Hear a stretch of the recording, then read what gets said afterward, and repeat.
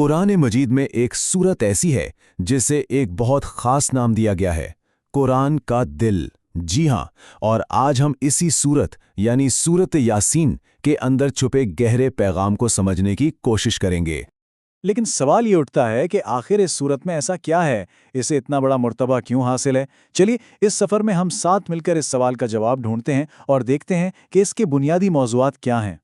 تو اس سفر کا نقشہ کچھ یوں ہے۔ سب سے پہلے ہم اس سورت کا تعارف دیکھیں گے، یعنی قلب قرآن کا، پھر بات ہوگی پیغام حق اور اس کے انکار کی، اس کے بعد ہم غور کریں گے خدا کی قدرت کی نشانیوں پر، اور آخر میں بات آئے گی قیامت اور حتمی فیصلے کی۔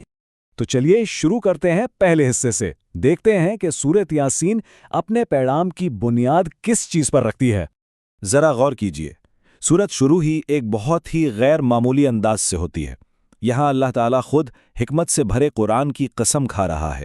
اس کا مطلب کیا ہے؟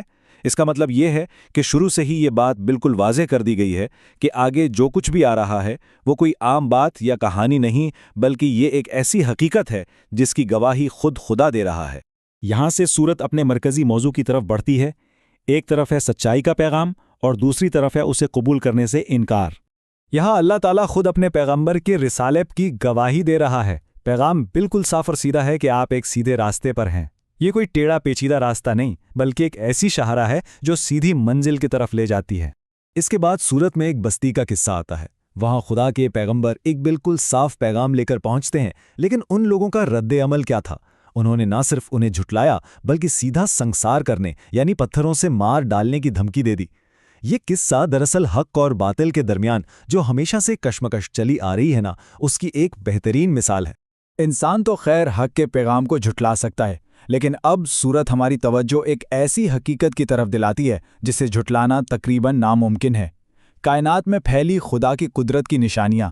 پہلی نشانی، ایک مردہ زمین، بالکل بنجر بے جان۔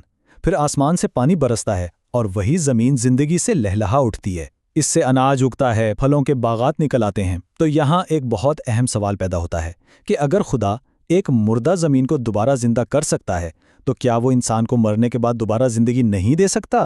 آپ ذرا رات اور دن کے اس حیرت انگیز نظام کو دیکھیں۔ سورت میں ذکر آتا ہے کہ ہم رات میں سے دن کو کھینچ لیتے ہیں۔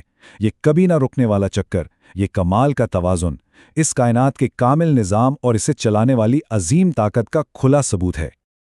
اور پھر آسمانوں کی طرف نظر دوڑائیں، سورج اور چاند ہر ایک اپنے مقررہ مدار میں تیر رہا ہے۔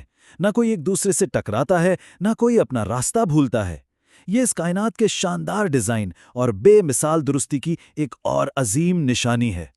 تو ساری بات کا نچوڑ یہ ہے کہ یہ چیزیں بس یوں ہی اتفاق سے نہیں ہو رہیں، یہ آیات ہیں، مطلب نشانیاں، اور یہ نشانیاں ان لوگوں کے لیے ہیں جو رک کر سوچتے ہیں، جو غور و فکر کرتے ہیں، تاکہ انہیں دیکھ کر اس عظیم طاقت کو پہچان سکیں جس نے یہ سارا نظام بنایا ہے۔ یہ تمام نشانیاں، یہ تمام دلائل ہمیں ایک ہی نتیجے کی طرف لے جاتے ہیں، اس دنیا کی زندگی کے بعد آنے والی حتمی حقیقت کی طرف، یعنی قیامت کا دن۔ اور قیامت کا دن وہ کوئی آہستہ آہستہ نہیں آئے گا، نہیں، سورت بتاتی ہے کہ بس ایک زوردار چیخ ہوگی، ایک سیہاں، اور بس اسی ایک لمحے میں سب کے سب خدا کے حضور حاضر کھڑے ہوں گے۔ اور اس دن انسانیت صاف صاف دو گروہوں میں تقسیم ہو جائے گی۔ ایک طرف ہوں گے وہ خوش نصیب جنت کے باغوں میں اپنے مشاغل میں مصروف، جنہیں ان کا رب خود سلام کہے گا، اور پھر دوسری طرف ہوں گے مجرم، ان کے منہ پر مہریں لگا دی جائیں گی اور ان کے اپنے ہاتھ پاؤں ان کے اعمال کی گواہی دیں گے۔ ایک طرف سلامتی ہی سلامتی اور دوسری طرف رسوائی، دو بالکل الگ، بالکل مختلف انجام۔ اکثر جو لوگ آخرت کا انکار کرتے ہیں، ان کا سب سے بڑا اعتراض، سب سے بڑا سوال یہی ہوتا ہے نا، کہ جب ہڈیاں گل سڑ کر راکھ ہو جائیں گی تو انہیں دوبارہ کون زندہ کرے گا؟ سورت اس کا ایک بہت ہی سادہ لیکن اتنا طاقتور جواب دیتی ہے کہ وہی جس نے انہیں پہلی بار پیدا کیا تھا، یعنی جس ذات نے پہلی بار تخلیق کر لیا، اس کے لیے دوبارہ کرنا کیا مشکل ہے؟ اور پھر آتی ہے یہ آیت جو جیسے پوری بحث کو سمیٹ لیتی ہے کہ اللہ کے لیے کوئی چیز بنانا یا دوبارہ بنانا یہ کوئی محنت طلب کام ہے ہی نہیں۔ اس کی شان تو یہ ہے کہ جب وہ کسی چیز کا ارادہ کرتا ہے تو بس کہتا ہے کن، یعنی ہو جا، اور وہ ہو جاتی ہے۔ بس یہی اس کی لامحدود قدرت کا سب سے بڑا ثبوت ہے۔ تو یہی ہے سورت یاسین کا دل۔ اس کا مرکزی پیغام توحید، رسالت اور آخرت کا ایک ایسا مکمل بیان۔ اب آخر میں سوال یہ نہیں بچتا کہ پیغام کیا ہے، پیغام تو بالکل واضح ہے۔ اصل سوال تو یہ ہے کہ اتنی صاف نشانیوں اور اتنے واضح پیغام کے بعد بھی آخر وہ کیا چیز ہے جو انسان کو غفلت میں ڈالے رہتی ہے؟ یہ ایک ایسا سوال ہے جس کا جواب ہم سب کو اپنے اندر تلاش کرنا ہے۔